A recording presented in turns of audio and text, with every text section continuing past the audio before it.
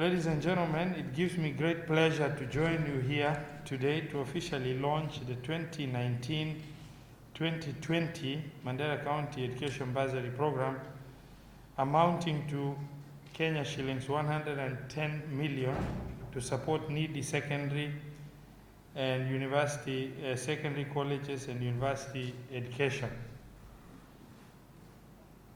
It is 2019-2020 because this bursary fund was allocated the previous financial year.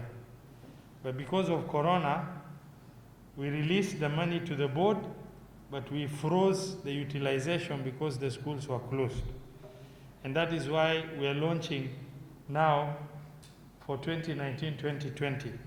Otherwise, had we released that money, it would not have served the purpose for which it was intended. And this year, the need would have been the same. It is part of prudent utilization of resource. Now I confirm, as I stand here, that the entire 110 million has been, allocated and ready for disbursement, and the entire fund is available with the board because the money was released to the board account last financial year, and we froze its utilization. Financial exclusion from education is an issue across Mandera County with direct associated education costs, barring brilliant children from poor backgrounds from accessing education. While it is national government policy to provide free basic education, both at primary and we were aspiring to do it at secondary education, but that was only possible at primary level. This is primarily the function of the national government. However, we manage resources of Mandera Public, and we are able to do something by, having the legal documents required to do our county assembly and establish bursary fund for us to be able to help our needy children and the low-income families.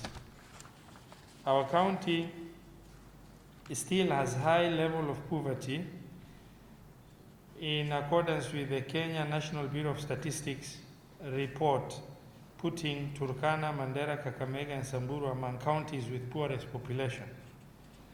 Many residents lack basic facilities like connectivity to electricity, piped water, paved roads, due to decades of marginalization and resource denial before the advent of devolution. And the vulnerability to climate change impacts of long dry spells followed by short but heavy rains with flash floods that follow the rains. But since the advent of devolution, Alhamdulillah, we thank the Almighty Allah, we continue to register good progress with impactful projects in water supply, improved health services, better food security, increased livestock production, and better access to education, among others.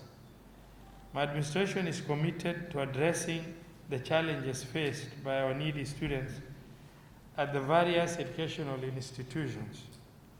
Allow me to announce that the beneficiaries of the bursary kitty today, and as Sultan Yusuf has spoken about it, Sultan, I want to guarantee you, as far as the county bursary is concerned, the allocation, the committee sits at the ward level, and they vet the applicants, they allocate, and then it moves to the county bursary board, and it is allocated as exactly and openly and transparently to the applicants. And so that in the future, wazee wetu kama Sultan waweze kuona vizuri, I take this opportunity to direct the board, together with Ministry of Education, to make sure they publish the beneficiaries in our website. Individuals by name, word by word, everyone to be published on the website, so that there is no query about where the money has gone with respect to this. Once the entire disbursement is done, it should be followed by publishing the beneficiaries on the county website, and the county secretary to make sure that the website of the county government under Ministry of Education has a section for the county bursary board so that this information can be updated and press releases done. Over the last 5 years, we have disbursed a total of 440 million Kenya shillings as county government. And this is continuous commitment from administration to support the needy, bright students from Mandera County. Ladies and gentlemen, even as we take these efforts to allow our sons and daughters access education, and the function of basic education, that is primary and secondary learning, is mandate of the national government and not the county government. While other Kenyans resumed learning after the COVID-19 break last week, in Mandera County, we are faced with crisis in the education sector. As I stand here today, as confirmed by County Director of Education and County Director of TAC, 126 primary schools out of the 295 primary schools have only the head teacher, no teacher. So even as we say, as reported by the education managers, the County Director of Education, saying 98% of our schools are open. Now 98% of the schools being open, meaning only the head teacher being in school, doesn't translate to schooling. It means 98% of our schools are not open in reality, because opening means open and access to education. And if there are no teachers in the school, and we have 126 out of the 295, which is almost close to 50% of the schools with only the head teacher in the school. So what kind of teaching is ongoing there? Nothing.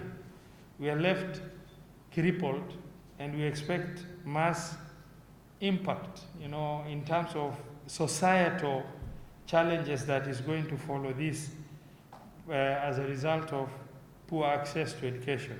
The impact on our children failing to have access to education is tantamount to socioeconomic sabotage. Al-Shabaab has succeeded in stopping learning in our region.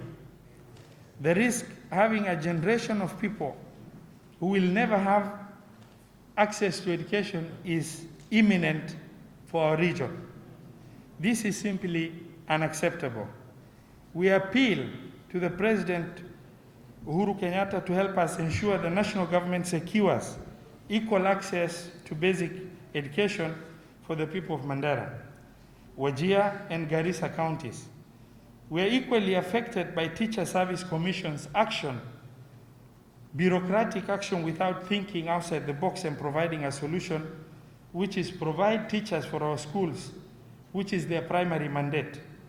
Whether these teachers will be trained or untrained in order to adapt to the circumstances prevailing in Mandera should be a decision TAC should be able to make.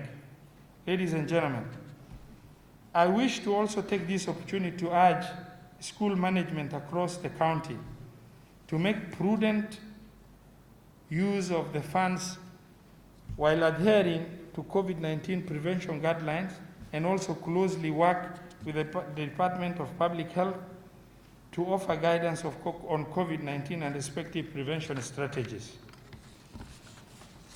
In 2019, we launched the Girl Child Education affirmative action to send the top students to Turkey to study courses traditionally male-dominated.